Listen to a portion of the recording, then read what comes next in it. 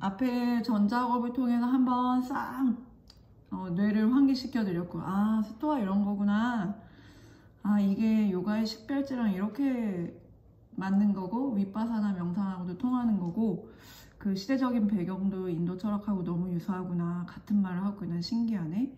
여기까지 되셨다고 보고, 그 제가 이제 단톡방에 항상 그 유튜브 영상 하나씩 올리거든요. 근데 한 번 못 올린 적도 있어요. 그때 너무 바빠가지고 생각할 거리를 이제 올리면 제가 또 그걸 읽고, 저는 그 영상을 한 번 보지 않고요, 한 많이 볼 때 막 20번까지도 보는 것 같아요. 하나를 계속 그렇게 보고 그 안에서 뭔가 이슈를 해석하고 찾아내는 걸 좀 좋아해요. 그러면서 내가 이렇게 똑똑해지는 그 느낌, 뭔가 카타르시스, 알아냈을 때 막 그 카타르시스 이런 거 되게 좋아하거든요. 근데 이제 그걸 할 정도의 시간이 없을 때 딱 한 번 못 올렸고 계속 올렸었는데, 이번에 올린 영상 보셨어요? 네, 보고 어떠셨어요? 그 자청님이라는 분의 영상 보고 어떠셨어요? 그쵸, 항상 제가 모두 음성으로 해놓고 물어본다는 게 어리석고 대답 안 하니까 제가 이제 요약해보면 결국 그거예요. 뇌를 업그레이드 하는 데는 글쓰기만 한 게 없다는 거, 글을 쓰기 위해서는 책을 읽어야 된다는 거고, 그래서 제가 이제 새로 들어오신 분들한테 우리 앞에 단톡방이 어떻게 이루어지고 있는지도 알려드려야 되기 때문에 올렸지만, 정말 그 자청님이라는 분이 그거를 올리기 전부터 저는 계속 똑같은 말을 했고, 제가 대치동에서 그 논술 강사, 국어 논술 강사, 언어영역 강사 했다고 했잖아요. 근데 이제 다행히 공부를 좀 잘했고 거기에 들어갈 만한 뭐 학벌이었고, 거기서 이제 지내보면서 가르쳐 보면서 했던 게 뭐냐면, 그 옛날이죠. 제가 지금 몇 살입니까? 20년이 넘어서죠. 그때 20년 전인데도 그때 그 법원 옆에 서초동 거기 사람들은 자녀들한테 국영수를 가르치지 않았어요. 그거는 이미 다 가르쳐서 그랬는지 모르겠어요. 제가 다녔던 학원 강사로 있었던 거기서는 그 옛날에 애들한테 철학을 가르쳤습니다. 제가 그거를 담당을 했었던 거고, 그러니까 대학교 논술을 준비하는데 애들을 정말 그냥 대학교 철학처럼 가르쳐요. 뭐 국어 문제집 풀리고 뭐 영어 문제집 풀리고 이러는 게 아니라요, 토론을 시키고 정말 원서 같은 대학교 책을 읽어서 선생님이 그거를 요약 정리하는 걸 해주고 뭐 이런 걸 하거든요. 그래서 그리고 또 석박사 가면은 제일 많이 하는 게 이만한 책 주고 A4 한 장으로 요약해라. 그러면 그게 A4 한 장으로 요약하는 거니까 얼마나 쉬울까 싶은데 아니에요. 그 책을 읽는 것도 힘들지만 그거를 그냥 붙여다 놓고 하면은 절대 한 장으로 안 되거든요. 아니, 막 나가면 한 장으로 할 수 있죠. 막 나가면 그냥 머릿말 좀 따고 그런데 그러면 그냥 페일이니까 학점 안 주시니까, 그거를 그 뭐 500페이지 되는 거를 A4 한 장 한 줄이라도 넘으면 너는 F야 라고 말하실 정도로 단호하게 그렇게 시키는 이유는 완전히 네 말로 다 바꾸라는 거예요. 그걸 완전히 다 씹어 먹어서 요약해서 네 말로 바꾸라는 겁니다.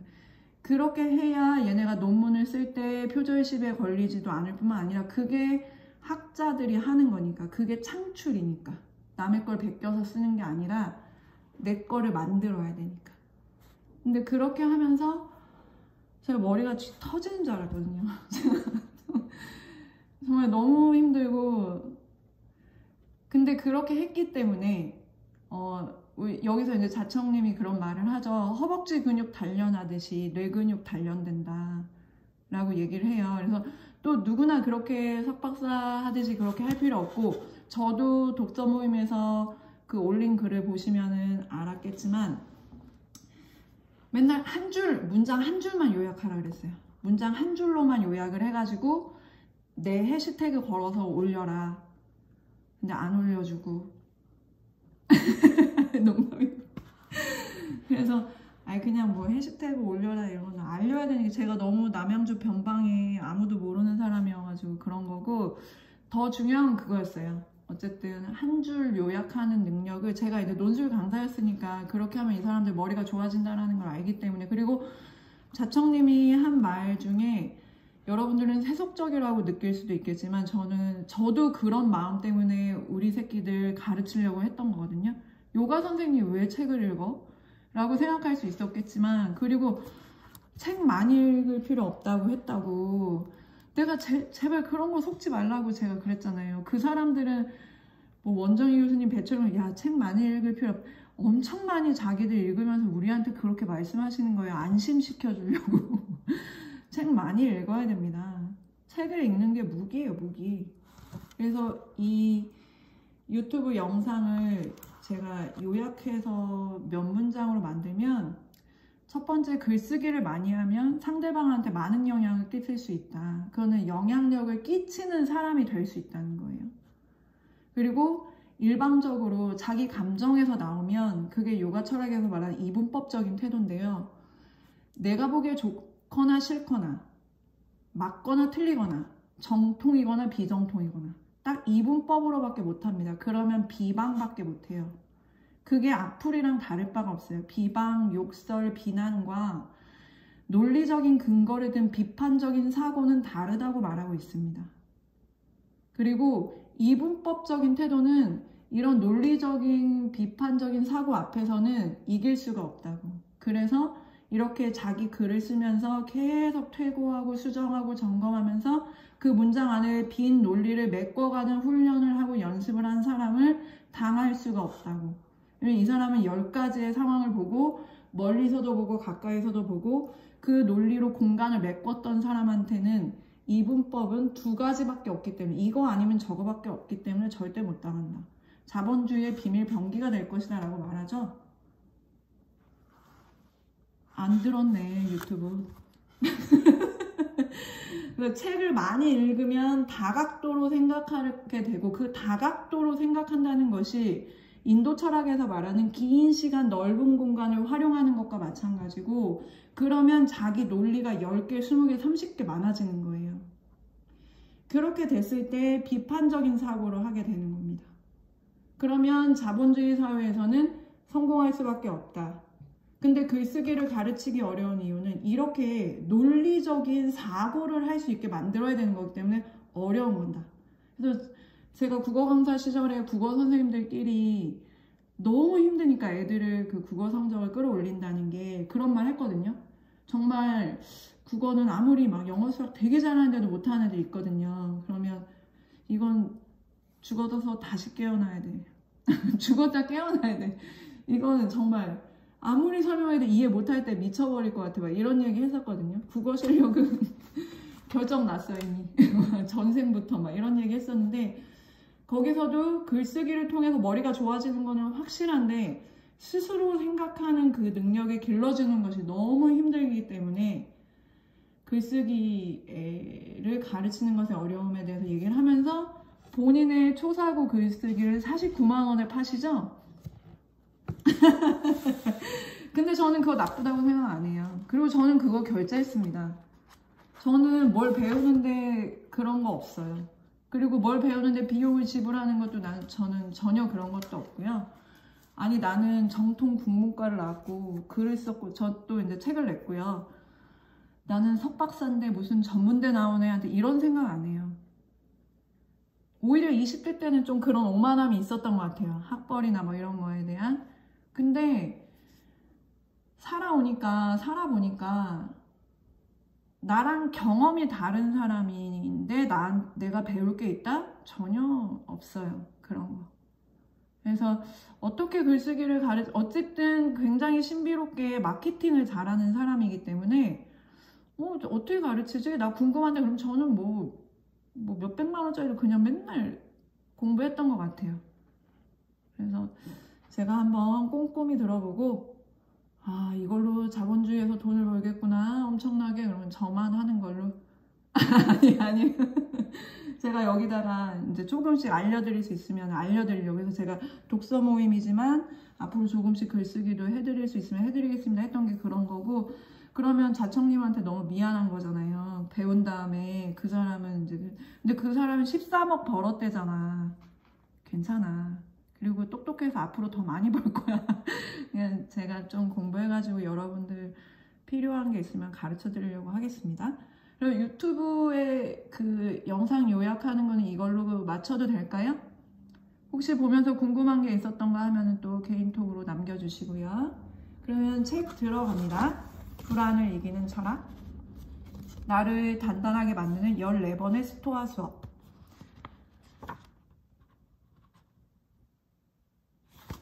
그래서 맨 처음에 연두색 표지 이거는 적이 없어요. 페이지가 없이 마르크스 아우렐리우스가 운명이 너와 엮은 사람들을 사랑하라.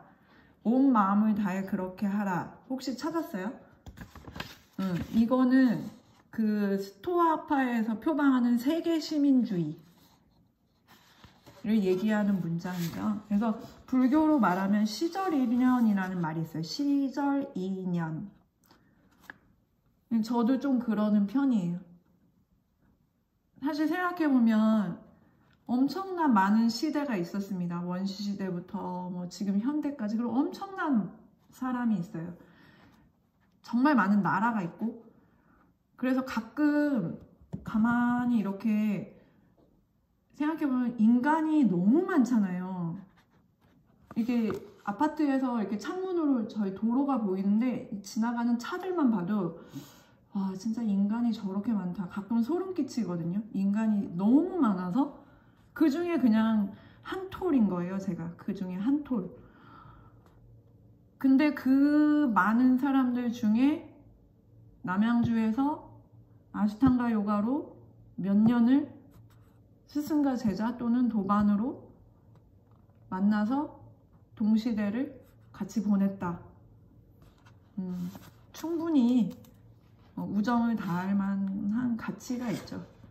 그 시절 인연을 소중히 생각할 가치가 있죠. 근데 그거는 그 사람한테 강요하거나 뭐 그런 거 절대 아니고 내가 내 인생의 한 페이지잖아요. 그게 내 인생의 추억이고 그래서 최선을 다하는 거예요. 시절 인연이 끝날 때까지. 그 사람이 하물며 나를 떠난다고 해도 안 좋게 하고 떠난다고 해도 끝까지 내가 선생님으로서 할 수 있는 걸 다 해주는 건 스토아파스러운 겁니다. 운명이 너와 엮은 사람들을 사랑하라. 온 마음을 다해 그렇게 하라. 넘깁니다. 목차는 띵기고 8페이지 두 번째 줄입니다. 현실은 눈코 뜰 새 없이 변화했고 너무나도 참담했다. 잠시 숨을 돌릴 새도 없었다. 그냥 우리네 인생이 지금 이렇죠. 두 번째 문단 첫 번째 줄입니다. 이 세상에는 혼란스러운 일들이 끊임없이 발생한다. 밑줄 치고 이 세상에는 혼란스러운 일들이 끊임없이 발생한다. 밑줄 치고 이거를 인도 철학에서 무상성이라고 해요. 영원성의 반대말 무상성, 무상함이라고 하죠. 무상, 없을 물자의 항상 상자죠. 제가 발음이 안 좋아가지고 영원성의 반대입니다. 그리고 이게 뿌라크리티의 물질 원리예요. 뿌라크리티의 물질 원리. 계속 변한다. 그래서 전변 원리라고 하는 거거든요. 계속 변한다. 근데 변하지 않는 게 있어. 그거에 대항해서. 그게 뿌루샤 정신 원리인 거예요. 그걸 영원성이다, 보편성이다, 질서가 있는 것이다 라고 해서 신성이라고 하는 겁니다. 신성, 신성하다 할 때 신성. 그러면 계속 변하고 흐르는 이 무상함이라는 것은 신성하지는 않다는 거죠. 그게 옳고 그르고 좋고 나쁘고를 떠나서 계속 변하고 흐르는 것은 절대 진리는 아니니까 그거에 상처받지도 말고 그걸 붙잡지도 말라는 겁니다. 그게 요가 철학과 불교 철학에서 동시에 말하는 거고, 요가 철학의 전시가 된 상키아 철학은 요가와 불교에 모두 영향을 미쳤고요. 9페이지입니다. 그래서 밑에서 하나, 둘, 셋, 네 번째 줄입니다. 계속 변화하는 시대에 일관되게 적용할 의미를 찾을 순 없을까? 지금 이 사람 뭐 하는 거죠? 절대 진리. 일관되게 적용할 의미를 괄호치거나 동그라미 치시고요. 아, 이렇게 무상하고 계속 변하고 흐르는 이 세상에서 나를 지켜줄 또는 내가 믿고 신뢰할 만한 절대 진리는 없을까? 라고 지금 스스로 철학적인 질문을 한 겁니다. 일관되게 적용할 의미에 괄호치시고 절대 진리라고 쓰세요.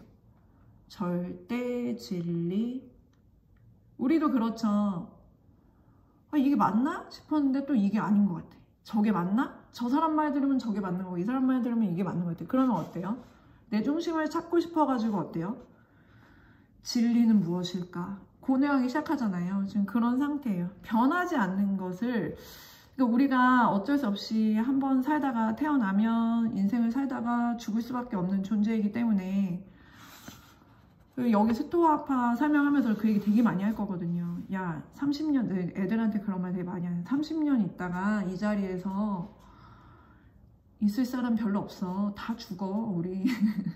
먼저 죽을 수도 있고 나중에 갈 수도 있는 거야. 뭐 그거 가지고 따져 뭐 이러거든요.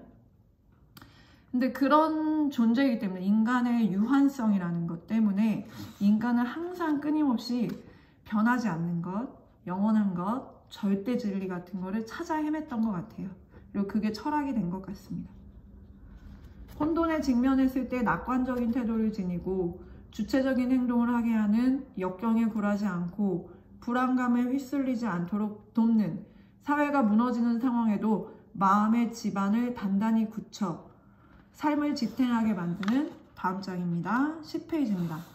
진정으로 선한 사람이 되고 부끄럽지 않은 삶으로 이끌어줄 불변의 지침, 그러니까 절대 진리죠. 여기까지도 다 그냥 한마디로 말하면 영원한 진리, 불변의 진리, 절대 진리라고 할 수 있겠죠. 영원한 진리, 불변의 진리, 절대 진리. 나에게 강력한 지혜가 필요했다. 더 나중의 일이지만 나는 우연히 그동안 찾아 헤맸던 지혜를 발견했다. 그 지혜는 아주 먼 과거 그리스 로마 시대의 스토아 철학에 담겨 있었다. 스토아 철학 동그라미 치고, 앞에서 설명하면서 막 했는데 나중에 또 이 책만 남고 제가 드렸던 자료는 지우실 가능성이 되게 많아요. A씨 하면서 지워버려. 그래서 항상 필기를 해놔야 돼요. 제가 국어 선생님이었어서 필기를 강조하는 게 아니라 진짜 기억 안 나요. 근데 나중에 이 책 들춰봤을 때 남는 건 필기밖에 없다. 적으세요. 스토아 철학 동그라미 치시고, 철학 중에 유일하게 마음을 다스리는 방법을 제시했다. 당연히 무슨 철학일까요? 그리스 철학이죠. 그리스 철학 중에 유일하게 인간의 마음을 다스리는 방법을 제시했다. 앞에서 누누이 설명했습니다. 제가 드린 자료를 가지고 더 설명하면 진짜 말할 거죠. 원장님 저희 무시하시냐고. 한 번 더. 좋아요. 그리스 철학 중에 유일하게 마음을 다스리는 방법을 제시한 철학. 이꼴 요가 철학과 매우 유사. 요가 철학과 매우 유사. 넘어갑니다. 스토아 철학을 만나다라는 챕터의 3번째 줄입니다. 행복해지고 싶으세요? 그러면 일주일 동안 스토아 철학자처럼 살아보세요 라는 제목이었다. 나도 이런 거 한번 할까봐 인스타에다가. 너무 상업적이지 못해. 너무 비즈니스가 약해. 뭔가 홍보 마케팅이 너무 약해. 그치? 남양주 변방에 있어 너무. 아이, 실력대로 가는 거죠 뭐. 실력이 부족하니까 남양주 변방에 있겠죠. 근데 이런 거 되게 좋다. 행복해지고 싶으세요? 그러면 일주일 동안 스토아 철학자처럼 살아보세요. 이런 거 내 걸고 모집하면 좋을 것 같아요. 영국 엑서터 대학교 교수들이 진행한 온라인 실험으로 약 7,000명이 참여하여 매일 책을 읽고 토론하며 일주일 동안 스토아 철학자처럼 살려고 노력했다. 그랬더니 진짜 행복해졌대. 그래서 내가 이걸 가지고 인스타에 뭔가 제 어떤 독서 모임 뭐 막 이런 글 썼던 거 기억나거든요, 저도. 그래서 밑에 보면은 스토아 철학자처럼 살려면 지켜야 되는 게 5가지 원칙이 있었대요. 근데 이거 진짜 해보시면 좋을 것 같고, 뭔가 필사하는 거 좋아하시는 분들은 이거 하나하나 필사하시면서 자기 마음 다스려 보세요. 엄청 좋은 것 같아요. 1번 11페이지에 있습니다. 인생에서 일어나는 많은 일을 통제할 수 없다는 점을 인정해라. 밑줄 치시고요. 통제할 수 없다를 동그라미 치세요. 이걸 받아들이는데 한 달 걸릴 겁니다. 통제하고 싶거든요. 인간은 통제하고 싶거든요. 통제됐으면 좋겠거든요. 근데 인생에 일어나는 많은 일은 통제할 수도 없고요. 예측할 수도 없을 때도 많아요. 그죠? 우리가 할 수 있는 건 뭐밖에 없죠? 대응밖에 없습니다. 2번째, 나의 감정은, 그러니까 제가 이제 책 읽기 처음 가르칠 때 주어 동사 목적어 끊으라고 그런 것까지 가르쳤었어요. 그래야 기억난다고. 그리고 너무 어려운 말은 주어랑 동사만 기억하고 안에 있는 부사라던가 형용사, 관형사라든가 이렇게 수식하는 거는 제끼고 읽으라고 막 그런 것도 알려줬었어요. 그래서 나의 감정은 하고 슬러시 끊어볼까요? 세상을 바라보는 내 관점의 산물이다. 감정은 세상을 바라보는 내 관점의 산물이다. 세상을 바라보는 관점을 동그라미 치고 이거를 우리가 에고라고 합니다. 인도 철학에서 아함까라라고 합니다. 아무리 자기가 공적이다, 객관적이다, 어쩌고저쩌고 말해도 부모 때부터 그 부모 때부터 유전적으로 내려오는 또는 아주 어렸을 때부터 환경적으로 내려온 나를 이루고 있는 에고라고 하는 것, 그것의 산물이 감정이다라는 거예요. 그러면 화살표하고 뭐라고 적어요? 감정은 믿을 게 됩니까? 못 됩니까? 못 됩니다. 내 감정은 믿을 게 못 되는 거예요. 그러면 선생님 대체 세상에 뭘 믿고 삽니까? 내 직관은 믿어도 돼요. 직관을 믿는 거예요. 감정을 믿는 게 아니라. 감정은 그냥 몸의 호르몬적인 반응이라고. 요즘은 뇌과학이 발전하고 유행하고 있어서 얼마나 감사한지 몰라요. 뇌과학이 화두로 떠오르기 전에는 이런 얘기 하면은 진짜 저 요가에 미친 거 맨날 요가만 좋아가지고 맨날 요가가 어쩌고저쩌고 요가에서 그렇게 말했다 그러면 들어주지도 않고 막 이랬는데 요즘은 뇌과학도 보면은 거의 요가 철학적인 얘기 하거든요. 근데 그래서 어쨌든 감정을 믿을 게 못 돼요. 그래서 감정은 몸으로 떠오르는구나. 내 몸의 반응을 관찰하고 계속 관법 계속 바라보고 그래도 안 되면 숨을 쉬어. 콧구멍으로 숨 쉬고 그래서 점점 희미해지는 거를 느끼면서 그때 직관은 이성이나 지성의 수준에 해당되는 거예요. 자기의 직관은 믿어도 됩니다. 올바르게 살아왔다면 사이코패스 아니라면 자기 직관은 괜찮은데 감정은 믿을 게 못 된다.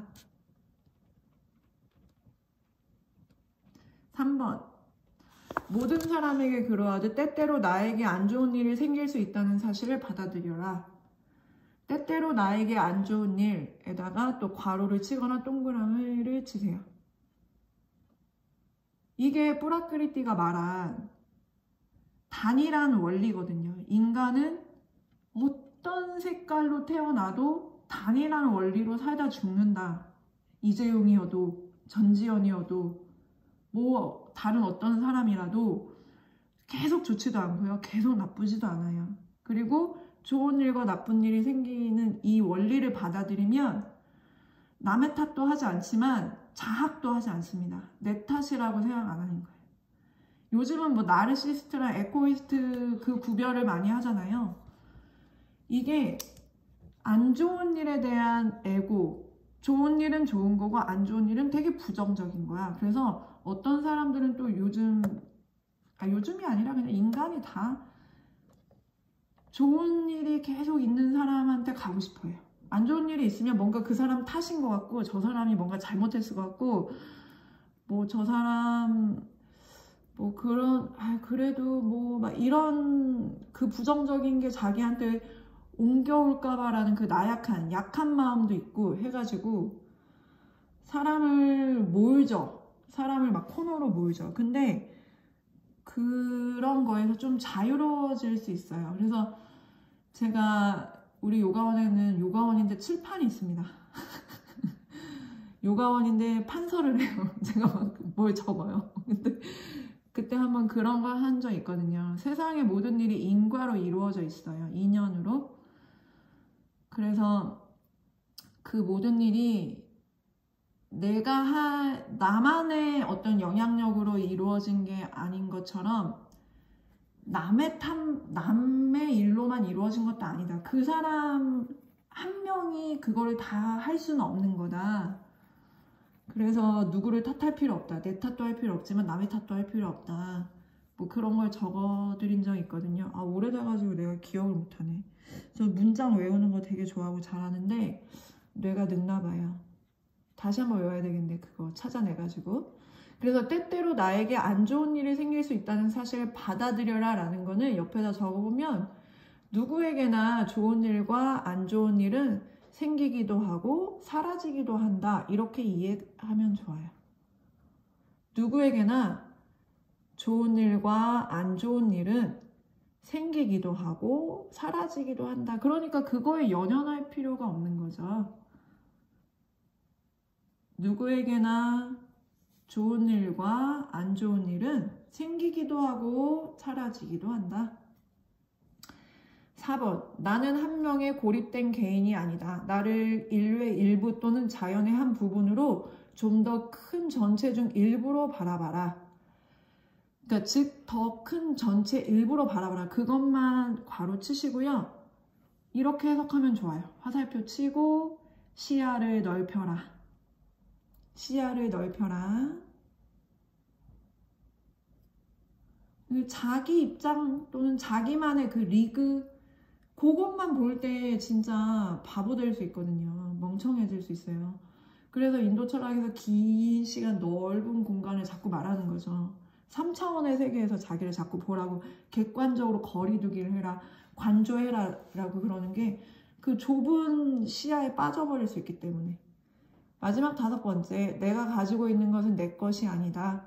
단순히 누군가가 빌려준 것이며 언젠가는 돌려줘야 한다. 내 것이 아니다에 밑줄 칠까요? 별표하고 제일 힘들어요. 제일 힘들어요.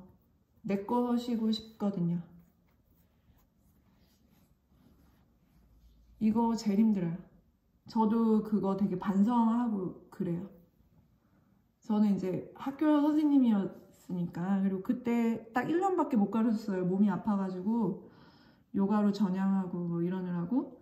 근데 그 친구들하고 아직도 연락하고 그 친구들이 벌써 애기 엄마 뭐 다 결혼해서 애기 아빠 됐고 그래도 한번 딱 담임이었는데 담임이었다고 뭐 때때로 또 제 SNS로 다 연결이 되어 있어가지고 항상 조롱하고 저를 선생님 그때는 국어 안 하면 정말 바보 취급하고 막 야 너 어떻게 책을 안 읽니 막 이랬는데 지금은 요가 하면서 막 옷도 맨날 스티븐 잡스처럼 똑같은 목폴라 입고 다닌다고 맨날 조롱하고 하는데 근데 같이 늙어가니까 뭐 조롱하는 건 뭐 상관없어요. 그냥 귀여운데 내 학생 내 새끼 뭐 이거에 대한 게 좀 저는 강하지 않았나?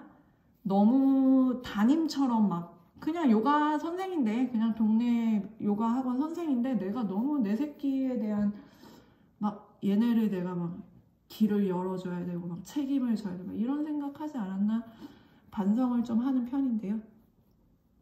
이 세상에 내 것이라는 것이 없다는 것을 인정하는 게 정말 큰 수련이 되는 것 같아요. 그래서 거기다가 내 것이 아니다 거기에다가 별표 하셨잖아요. 거기에 적어요. 내 사람,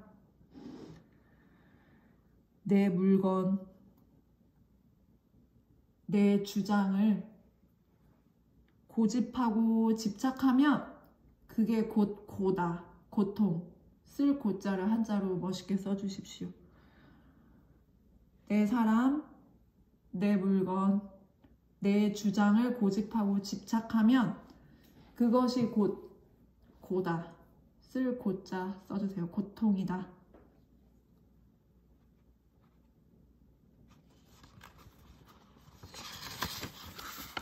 자, 그래서 사실 내가 되게 편안하고 아무 일 없고 그냥 루즈 해가지고 뭐 카페 가서 커피나 마실까, 뭐 내가 좋아하는 가수 콘서트나 갈까, 막 이런 마음일 때는 사실 이런 거 별로 안 와닿거든요. 근데 내가 완전 갈급하고 막 너무 힘들 때, 그럴 때 보면은 이제 기가 막힌 말입니다. 이 세상에 통제할 수 있는 일은 없다. 내 감정은 믿지 마라. 때때로 누구에게나 다 좋은 일과 안 좋은 일이 생기고 사라지기도 한다. 그리고 더 큰 전체 중 일부로 자기 자신을 바라봐라. 시야를 넓혀야 된다. 내 것에 집착하지 말아라. 내 사람도, 내 물건도, 내 주장도 없다. 다 변한다. 이렇게 일주일 살아보세요. 13페이지로 갑니다. 맨 위에서 이대로 멈출 수 없었다. 나는 세상을 새롭게 보고 새로운 방식으로 존재하고자 마음먹었다. 따지고 보면 그것은 새롭다기보다는 아주 오래된 존재의 방식이었지만 이번에는 일주일에 그치고 싶지 않았다. 이 문장도 정말 아는 만큼 보인다고 해석하면 정말 끝이 없거든요. 나는 세상을 새롭게 보고 새로운 방식으로 존재하자고 마음먹었다. 뭘 바꾸겠다는 거죠? 자기의 인식을 바꾸겠다는 거예요. 이 세상이나 이 세상에 있는 사물이나 어떤 대상을 바꾸는 게 아니라요. 그거를 바라보는 나의 인식을 새롭게 해보겠다. 근데 이 순간 밖을 바라보고 외부를 평가하고 외부 탓을 하는 것이 아니라 대상에 끌려간다 그래요. 그거를. 주체가 대상이 돼버리는 거예요. 이미. 그게 오히려 내가 이겨먹고 이 세상을 바꿔가지고 막 그러면 그게 되게 주체적인 것 같지만 사실은 그 대상이라는 것에 내가 끄달린 겁니다. 그 대상에 내가 끌려간 거예요, 사실은. 그걸 요가 철학에서 프라티아라라고 하죠. 외부로 끌려가지 않고 내면으로, 내부로 내 감각을 끌어들이는 것. 그게 아시탄가 요가 8단계 5번째입니다. 그거부터 딱 다라나 디아나 사마디 집중 명상 몰입이라는 정신적인 요가의 세계가 펼쳐져요.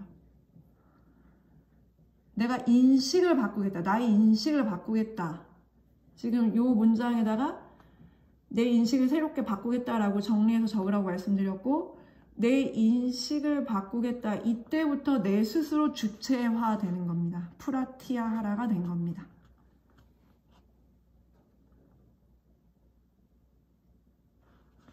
그래서 이 사람도 제가 이제 불안을 이기는 철학은 너무 쉬워가지고 저는 뭐 막 이렇게 그것도 반성합니다.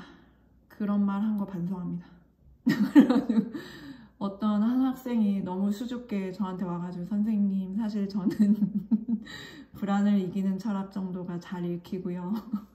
그 전에는 너무 어려웠어요 라고 말해가지고 아이고 미안해 내가 그런 말 하면 안 되는데 반성할게 그랬거든요. 그래가지고 앞으로 그런 교만한 말 하지 말아야지. 저도 이제 계속 반성하면서 수정하면서. 그래서 이 사람도 되게 쉽게 쓴 것 같지만 그 안에 의미를 다 담고 싶어가지고 보면 이렇게 말해요. 따지고 보면 그것은 새롭다기보다는 자기가 이제 인식을 새롭게 바꾸겠다고 했잖아요. 근데 그게 새롭다기보다는 아주 오래된 존재 방식이었다는 거예요. 이 아주 오래된 존재 방식이 뭐죠? 절대 진리죠. 사실은 새로워진 게 아니라 자기는 진리로 돌아간 거예요. 본질로 돌아간 겁니다. 신성으로 돌아간 거예요. 자기가 에고에 쌓여 있을 때는 자기 인식을 보지 못했어요. 자꾸 세상을 바꾸고 대상을 바꾸고 대상을 폄하하고 그 대상을 손가락질 하려고 했단 말이에요. 근데 내가 내 인식을 한번 새롭게 바꿔봐야지 라고 하는 순간 본인이 스스로 주체가 된 거고요. 그거를 자기가 조용히 인지해 보니 아 그래 이거는 사실 내가 새로워진 게 아니라 원래대로 돌아간 거야. 원래 본질로 돌아간 거야. 사실은 새로워진 게 아니라 이제서야 비로소 내가 진짜가 된 거야 라고 말한 겁니다. 본질, 신성, 절대 진리로 돌아갔다는 겁니다. 적을 수 있을 만큼 적으세요. 그래서 스토아 철학을 더 깊이 있게 배우고 반박하고 실험해보고 싶어졌다. 그렇다. 동료가 필요했다. 한마디로 스토아 철학과 같은 친구이자 멘토 말이다. 운명적으로 그런 동료를 곧 만나게 되었다. 넘겨보면 14페이지. 지적이고 이성적인 삶을 위한 틀이 되어준다는 점에서 아주 유용하다고 생각해. 스토아 철학의 이상은 우리가 도달할 수 있는 영역에 있어. 인간으로서 강점과 약점을 깨닫는 것이거든.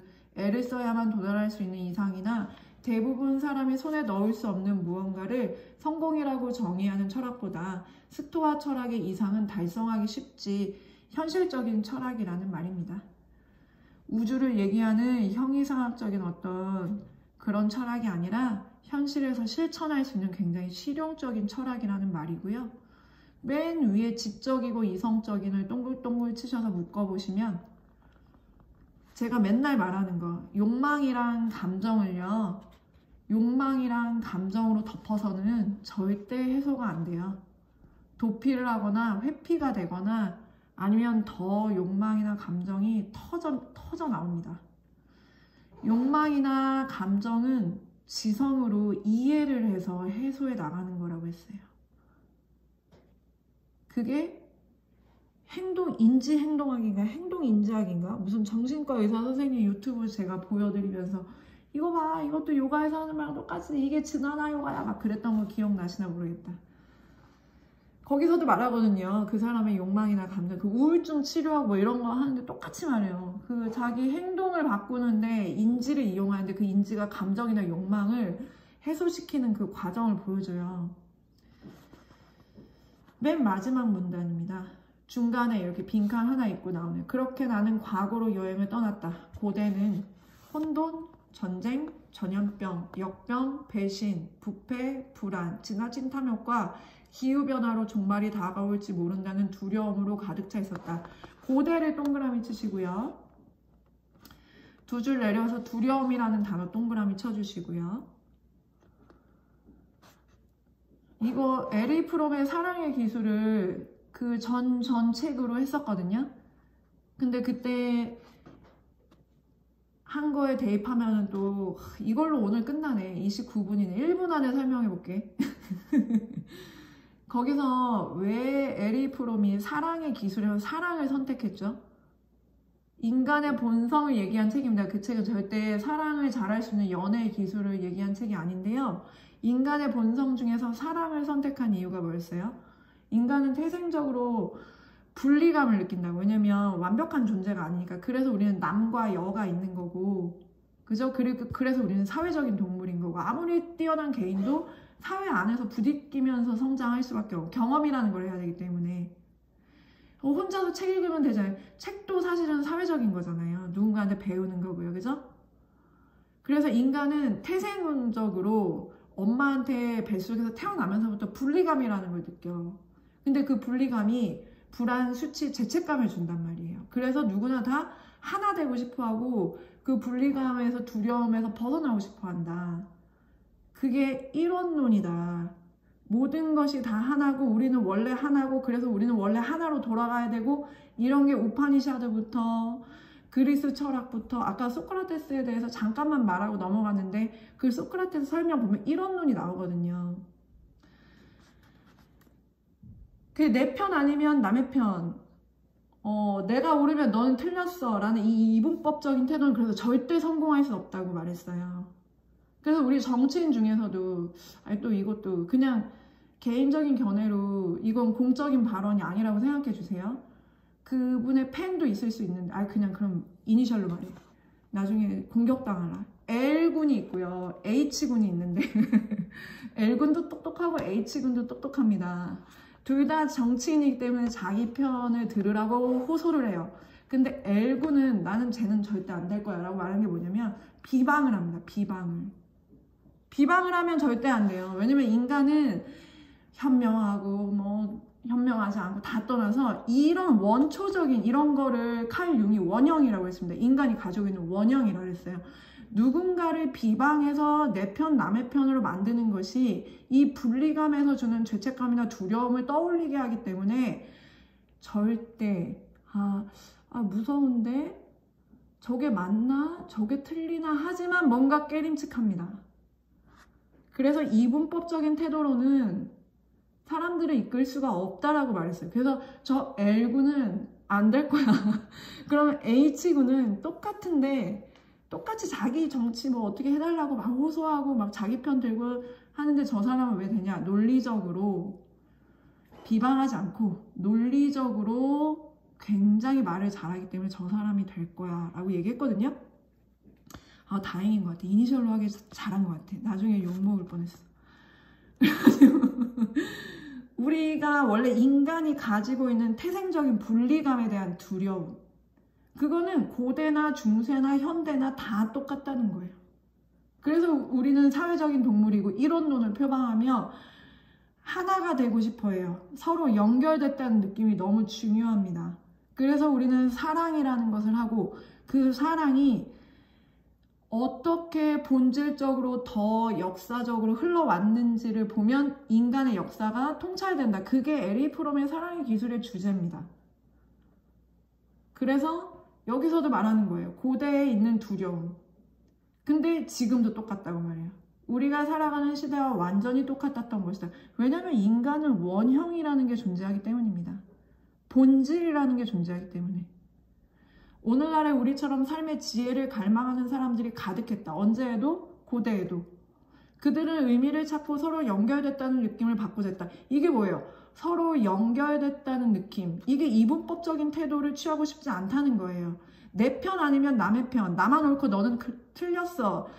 내 편 아니면 적해서 널 죽일게. 이거는 어떤 인간도 원하지 않는다는 겁니다. 서로 연결됐다는 느낌. 여기에다가 별표하고 적으세요. 여기서부터 나온 게 이론론입니다. 우파니샤드의 이론론, 그리스 철학의 이론론, 베단타 철학의 이론론이 나오는 거예요. 서로 연결됐다는 느낌. 그 탄트라에서 남녀의 합일, 시바와 샥티의 합일, 이거를 추구하는 것도 다 이겁니다. 연결성, 합일성, 온전함. 그래서 밑에 바로 자신을 온전하다고 느끼고 마음의 평온을 추구하고 사랑하고 사랑받고 싶어 했다. 조화로운 가정생활을 영위하고 성취감 있고 의미 있는 일을 하고 친한 친구와 우정을 키워나가며 공동체에 기여하고 싶어 했다. 인간이라면 다 이러고 싶어 합니다. 나보다 더 위대한 무언가, 그러니까 자연의 경이로움을 구성하는 한 부분이라는 느낌을 지니고 싶어 했다. 그러면서도 옆에 페이지입니다. 결정적인 순간에 미련 없이 모든 걸 놓을 수 있길 바랬다. 우리 여기에 있어. 여기에 언제나 여기에 있었어. 이 목소리를 따라 나는 스토아 철학자들이 살았던 2000년 전으로 돌아갔다. 오래된 방식이 오늘날을 살아가는 우리에게 도움이 될 수 있는지 알아내기 위해서였다. 여기까지 하겠습니다. 다음 시간에 내가 실천할 수 있는 철학부터 할게요. 안녕.